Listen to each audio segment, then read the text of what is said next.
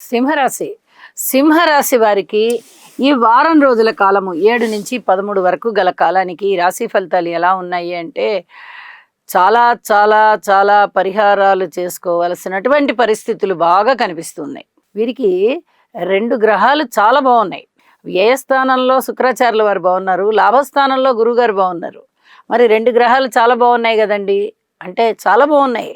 కానీ సప్తమ స్థానంలోనే ఏర్పడుతూ ఉన్నటువంటి చంద్రగ్రహణ ప్రభావం వల్ల కానీ, రాశిలో ఉన్నటువంటి రవి బుధ కేతువుల యొక్క ఫలితాల వల్ల కానీ, ద్వితీయ స్థానంలో ఉన్నటువంటి కుజుడు అష్టమంలో ఉన్నటువంటి శనిగారిని చూస్తున్నారు.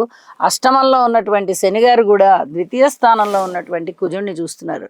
ఇది చాలా బలమైనటువంటి వ్యతిరేక ఫలితాలు ఇచ్చే గ్రహస్థితులు. తప్పనిసరిగా ఎవరెవరికి చేసుకోవాలి? ఏదో చంద్రగ్రహానికి రాహుగ్రహానికి చేసుకుంటే సరిపోదు.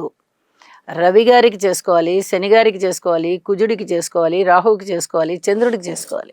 వెరసి ఈ 5 గ్రహాలకి చేసుకోవాలి. కాబట్టి నవగ్రహ స్తోత్ర పారాయణాలు చేసుకోండి, లేదా నవధాన్యాలు దానం ఇవ్వండి. వీలైతే నవగ్రహ హోమం చేసుకోండి. సప్తమ స్థానంలో చంద్రుని యొక్క సంచారం చాలా బాగుంటుంది.